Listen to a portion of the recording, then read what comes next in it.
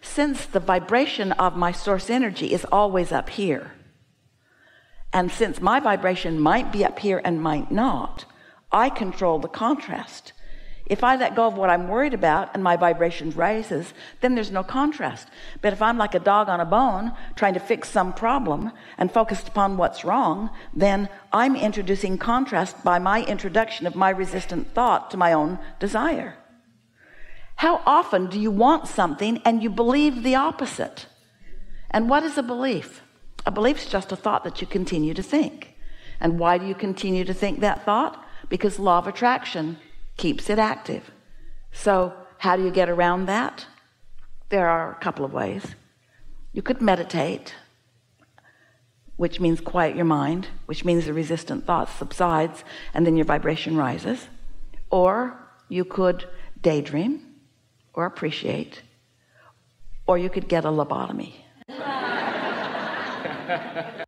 You see, Esther's trying to decide whether she should ask them to tear a big hole in the roof and put big support beams into the roof that should have been there that have never been there, and shore that roof line up and shore those smokestacks up.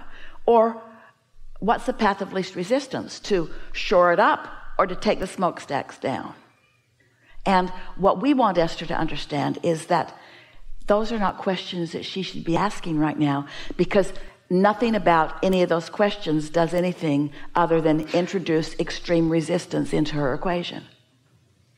So she thinks, I have only two choices: leave them up or take them down. We say, no, there's another one. Don't think about it. That's so hard. It seems like I should think about it. It seems like I'm responsible. It seems like I should think about it. And we say, that's because you're not factoring in the fact that we're all thinking about it. You don't feel supported and guided. You don't trust that the universe is dealing with this. You haven't seen, you're not looking right now at the sequence of events that's even brought this to your attention. In other words, you're forgetting the well-being of your life experience, and you're choosing to be responsible and do the right thing. So choose this bad thought or this bad thought. There's no good scenario here. In either case, they have to make a big hole in the roof. In either case, they've got to bring a crane. In either case, great big beams have to be put into that roof line. In other words, it doesn't feel like there's any good choices from Esther's fearful place. But from our advantage point, they're all good places. Men get to play with a crane. They get to bring those cranes up there. They get to do things that they're good at doing. They get to figure stuff out.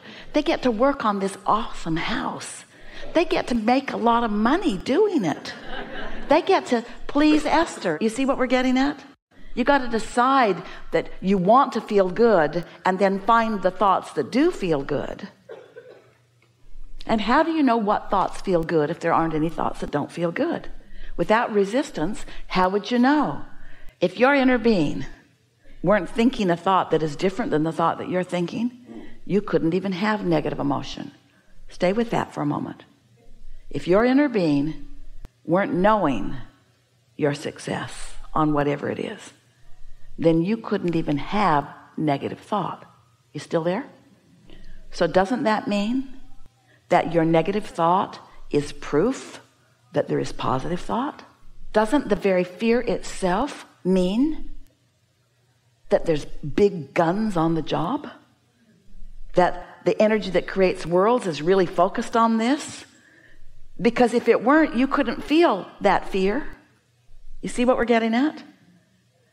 So we want you to feel that it's only when you oppose what your inner being knows about the specific subject that's active within you that you ever would feel positive or negative emotion. When you feel positive emotion, it means your inner being's all over this thought just like you are. When you feel negative emotion, it means your inner being's all over this thought but has a very different vantage point than yours. Don't you like knowing that? Do you feel blessed enough to let yourself feel good? You can trust the non-physical in the sky.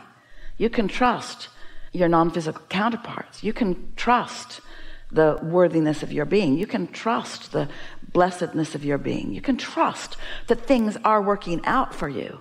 You can just decide whether you want to help or hinder.